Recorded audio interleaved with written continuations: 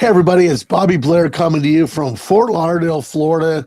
Today is May the 22nd, 2026. Sorry we had to postpone last Wednesday and this Wednesday because as you can kind of hear still, I completely lost my voice. I was taking some antibiotics. I was playing tennis. It made me so sick and I lost my voice. But I think we're back today. We've got a great show. We've got my great friend and business partner.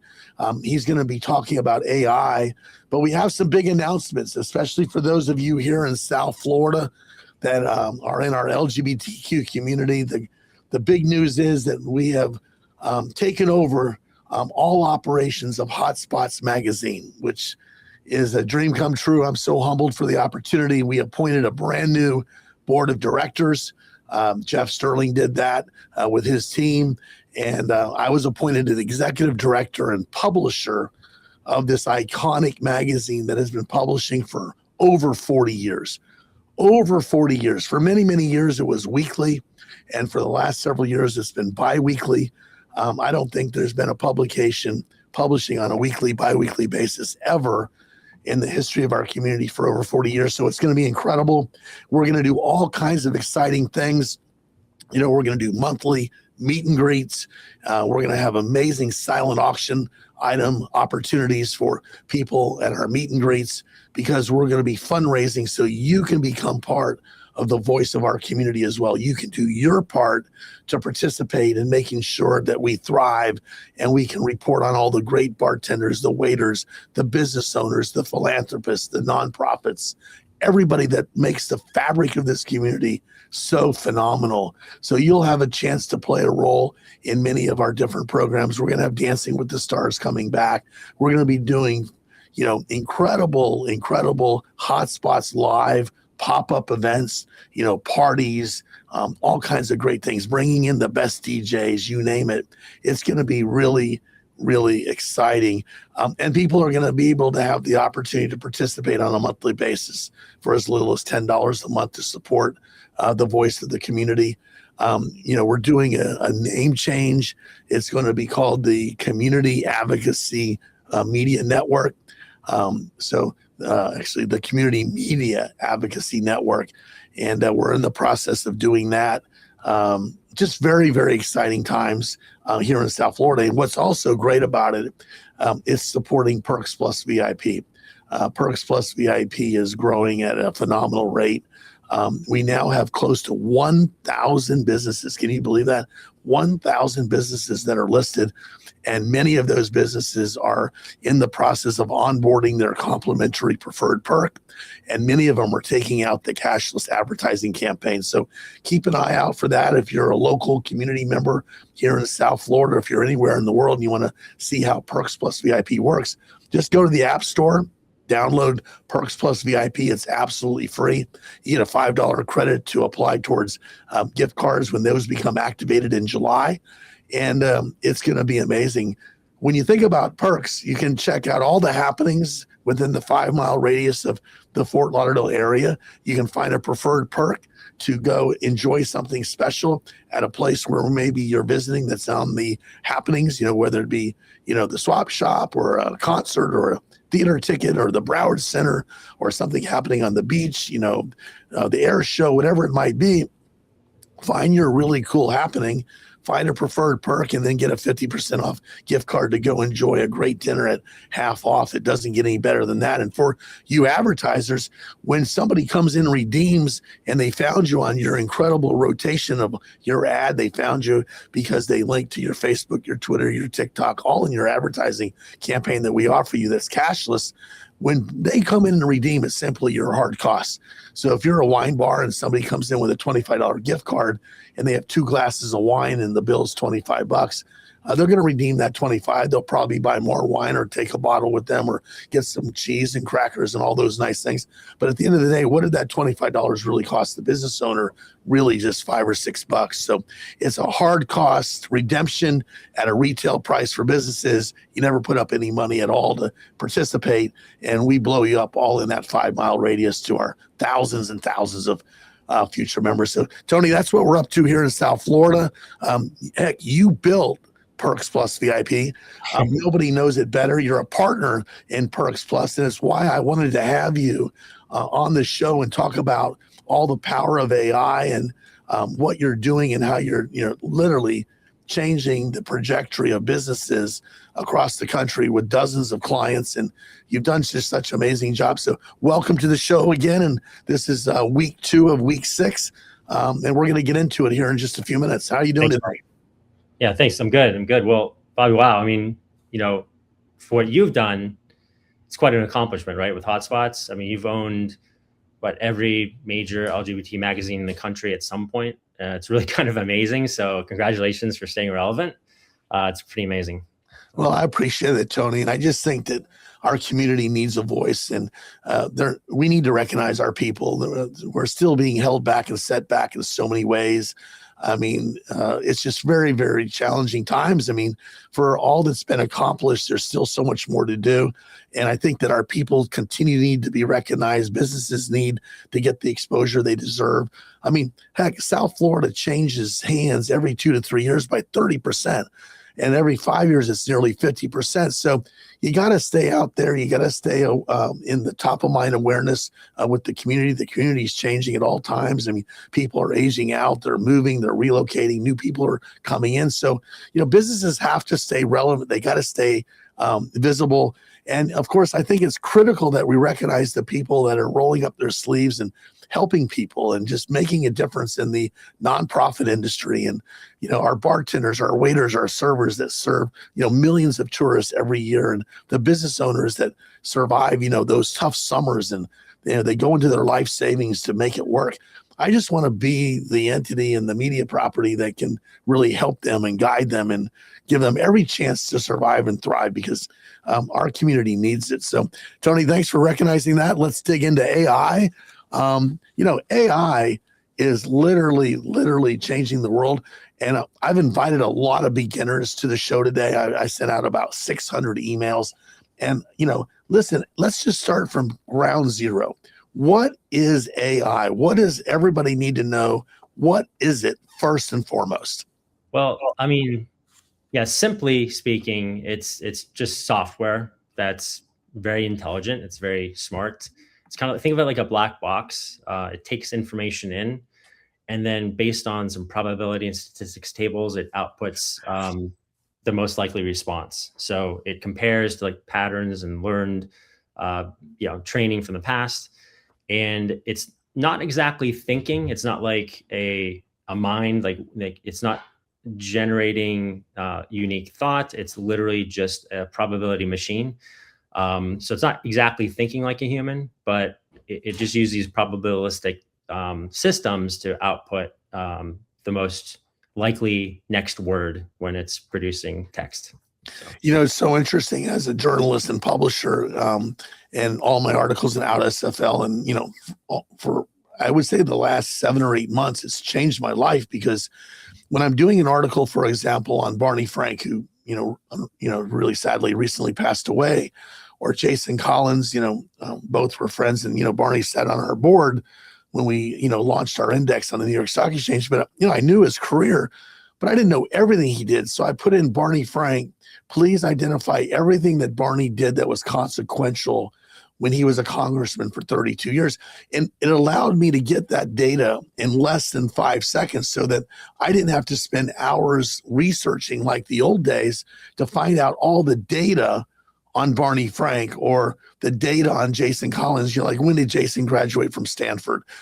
How did the Stanford team do when he was on their team? What were the 13 teams he played for? I knew he played for a lot of teams. I didn't know how many years, but it gave me that information instantly. And that's how I'm using it. I think obviously businesses can use it as well. Do you think that businesses are going to be replacing humans with AI? Well, I mean, AI is going to replace a lot of repetitive tasks, and it may replace people who refuse to learn it. But I don't think it's like the real story is AI versus humans, right? I think the real story is, are people using AI versus people not using AI, right? Because the people that learn how to use it well, they're going to be able to produce things faster, sharper, more valuable than people doing things the old way, right? Because having all that information at your fingertips, being able to sort through it, organize your own thoughts. Someone like myself who might be ADHD and scatterbrained, I might have like 100 ideas and I need to organize it very quickly, and I get kind of down a pigeonhole and forget that I have those 50 other tasks I work on. So you can organize yourself very quickly, and the difference is you're going to hire somebody that can maybe produce 10 workflows a week, or somebody that with assistance of an AI can do 100, right? So you're going to pay them pretty much the same, but the person that is more capable can produce more at lower cost. They're going to be more valuable to that business. That's great. And so for the beginner, to get started, because it can be very overwhelming, right? In our first episode, we talked about the 4 levels, and level 4 is like extremely, extraordinarily, probably I would assume challenging if you didn't know level 1, 2, and 3. But for the beginner who we have here with us today, for the most part, what are some of the AI tools that are available today that a beginner can learn literally, within a few hours and be actively in the AI, realm of reality, which, reality is so important to stay up to speed on what's happening in today's world. And if you're a person that loves information and you love to read books, you're going to get more information than you've ever gotten before, faster. If you're a business owner, if you're not having AI integrated into your systems, you're probably going to be left behind. Your competitors are going to sneak up on you pretty good. So what are some AI tools today? Maybe I think we have 5 to be able to talk about today that we think we should talk to people about. Yeah, I mean, everyone's heard of ChatGPT. I think that's a great place to start. It's great for writing, organizing your thoughts, messaging, planning, simple things, simplifying complex ideas. But like another tool like Claude is very strong for longer term projects, coding, building workflows, and building things. ChatGPT has a version of it called Codex, but in my opinion, I prefer Claude. Gemini is great for research. Before you go further, give everyone an example of how Claude could work. So let's say we have somebody here and they own a wine bar on Wilton Drive, or they own an Italian restaurant on the beach in Fort Lauderdale, and they're looking for AI to become an innovator for their business. How would they use ChatGPT and how would they use Claude on a very beginner level? So, in the beginning, what you want to do is identify all your existing processes, things that are repetitive, things that cause you trouble, bottlenecks, things like that nature. And then from there, once you organize your system in place, understand where your data is, right? ChatGPT can organize that stuff. What I do is when I initially start researching a topic, I'll use ChatGPT to organize my thoughts. Then I'll take that output and my question to Gemini to do more deeper research. I'll feed it back to ChatGPT to reorganize and verify, hey, does this make sense?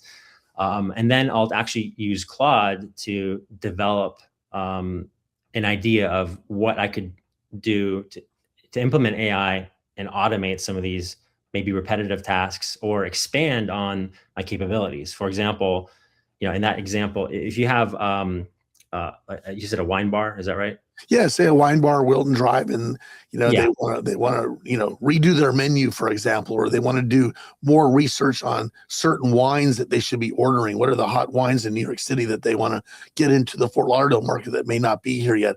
How would Gemini, and you mentioned Gemini, and how would ChatGPT and Claude help that process?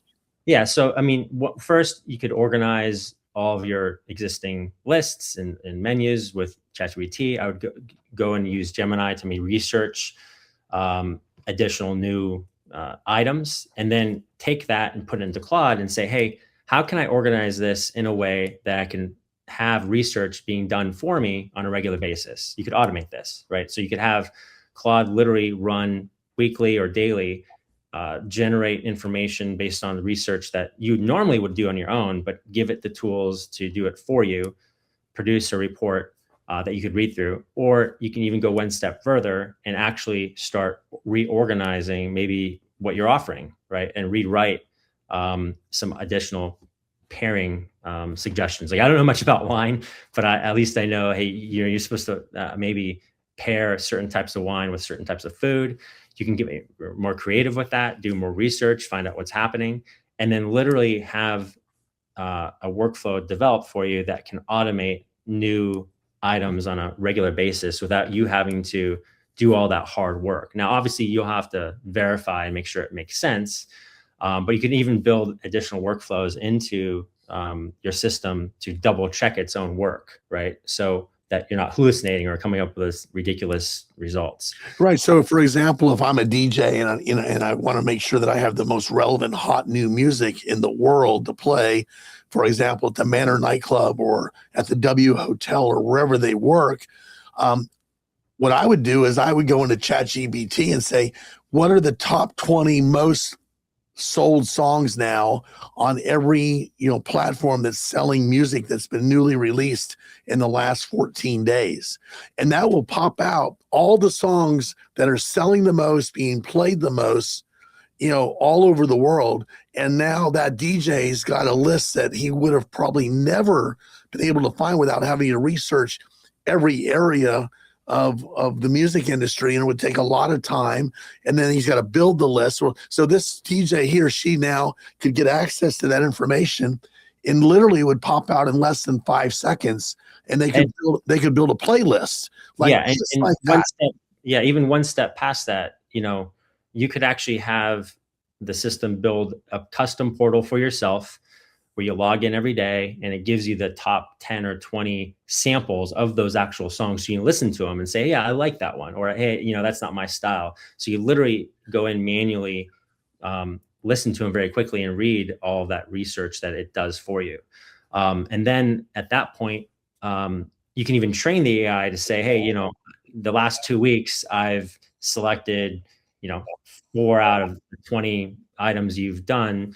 Can you help me understand what those choices are, right? And then it can start refining its research to maybe find more music that is more like the ones you've already pre-selected and not including the ones that you've rejected previously. So it can get very, very in-depth and very specific based on you and your personal preferences and what you're doing. So.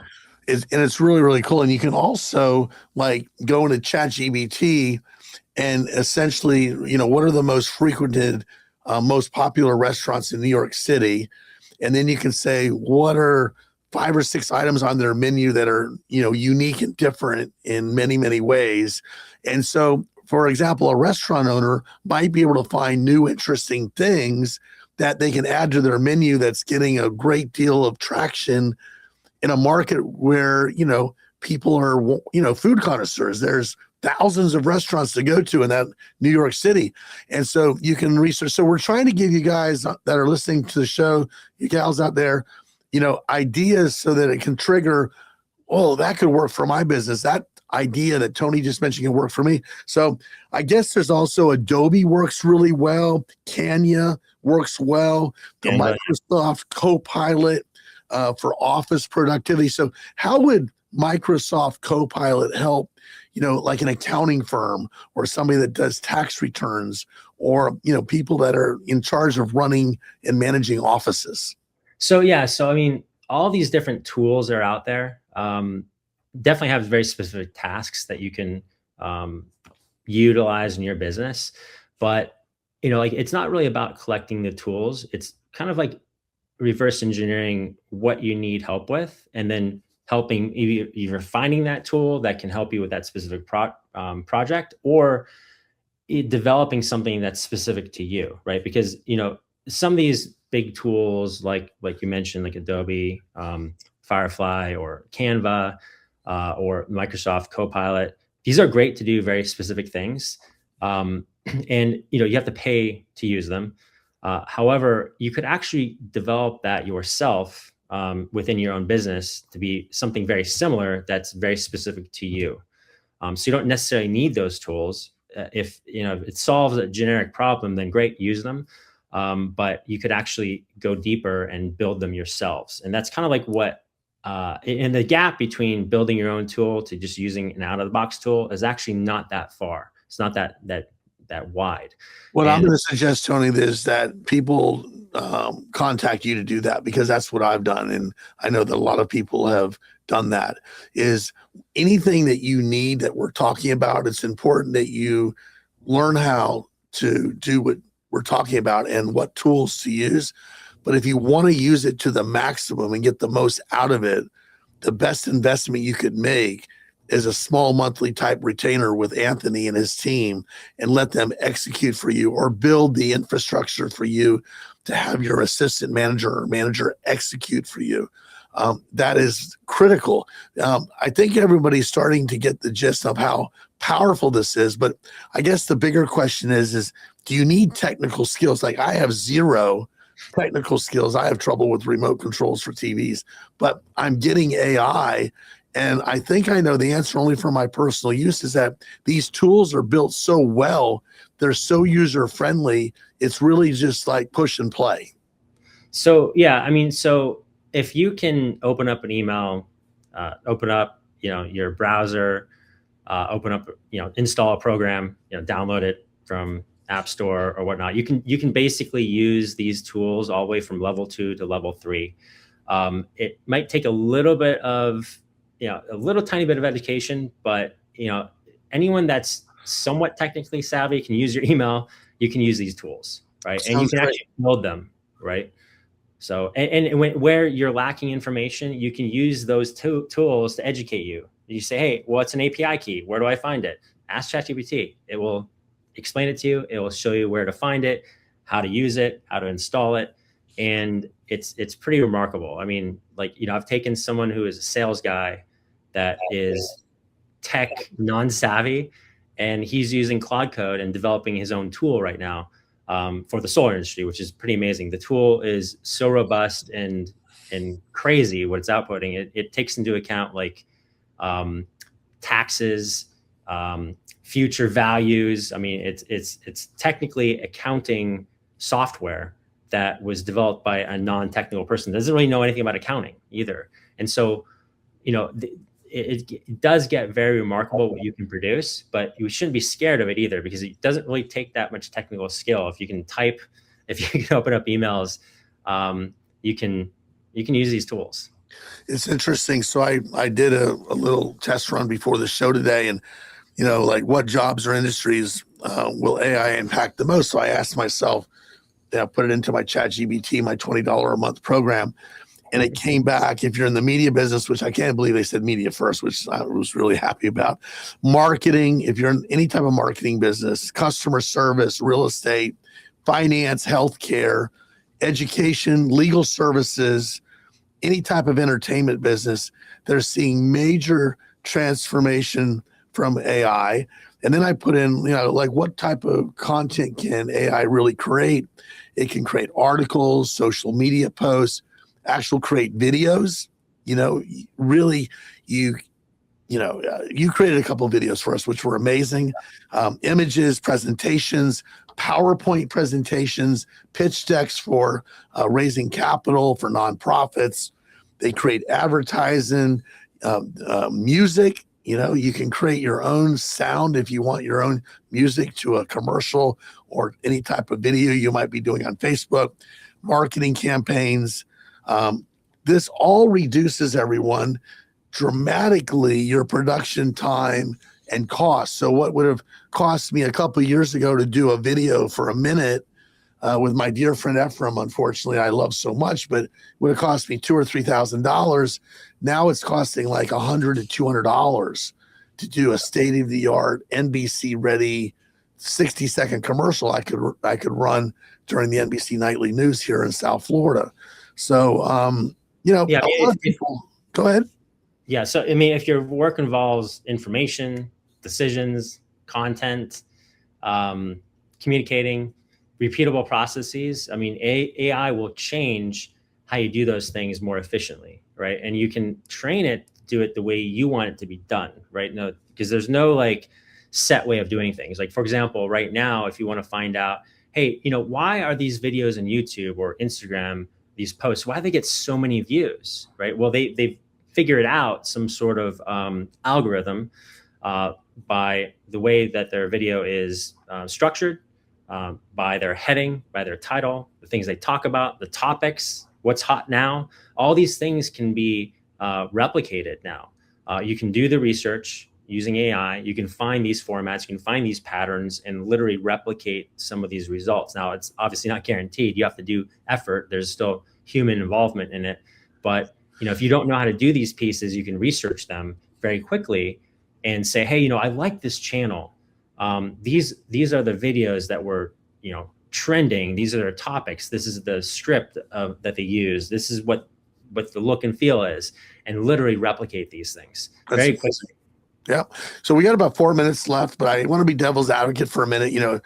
People are saying AI is dangerous. Is AI dangerous?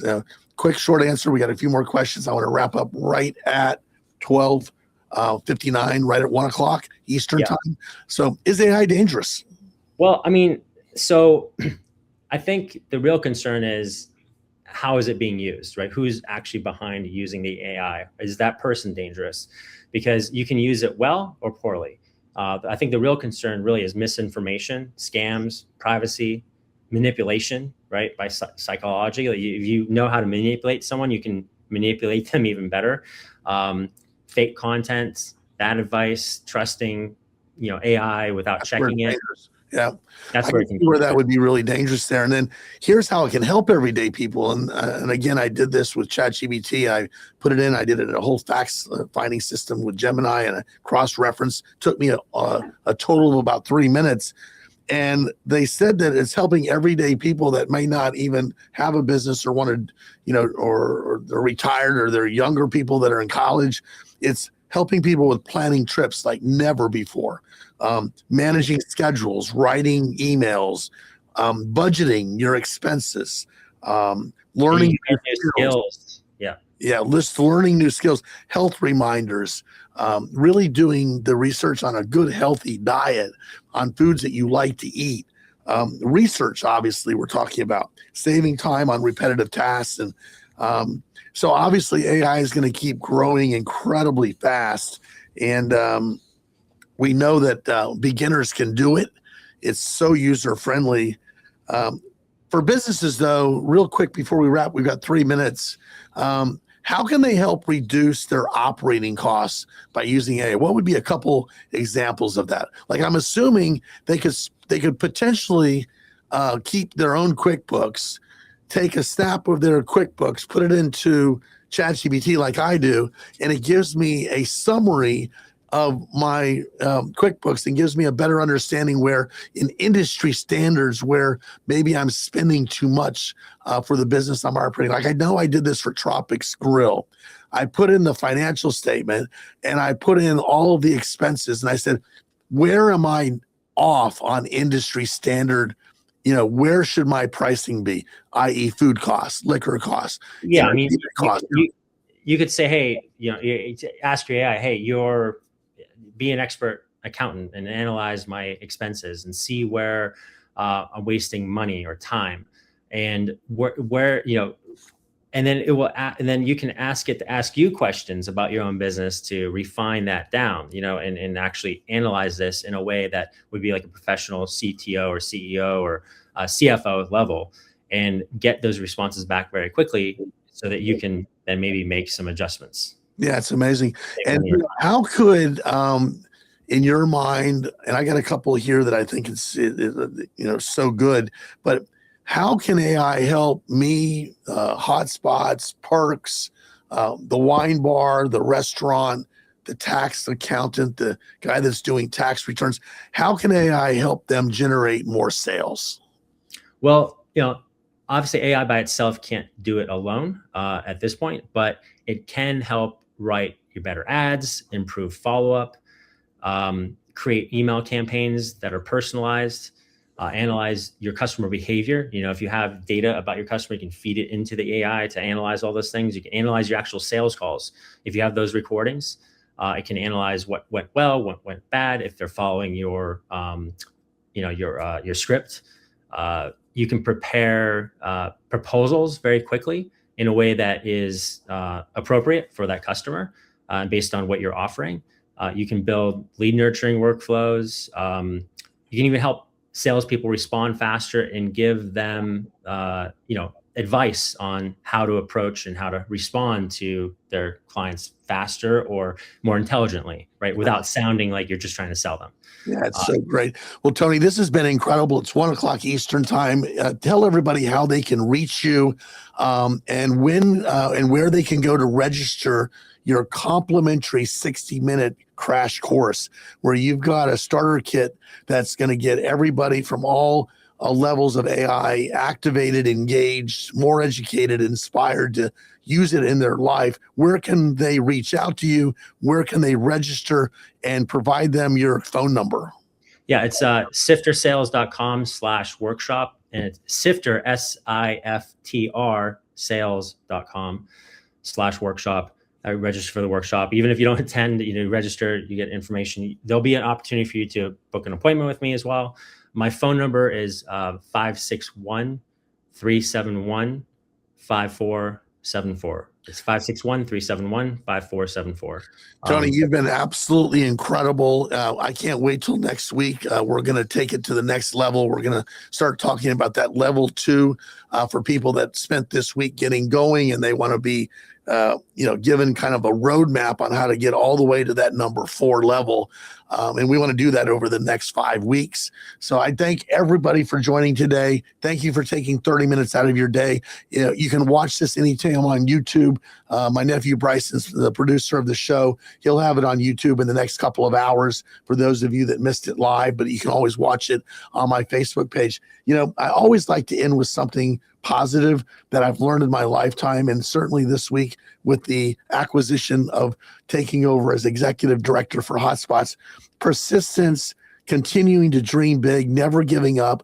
I always wanted to be back in the media industry. I always wanted to recognize the people that are doing good, helping those that are being held back and set back. So I just want you to know that persistence wins, dreaming big wins, and more than anything else, helping people in a way that maybe they haven't been helped before. And, I encourage you today to, if you want to make your day, the best day, go meet and see and or call somebody, send them a text, do something special for them, just a hello, you're thinking of them.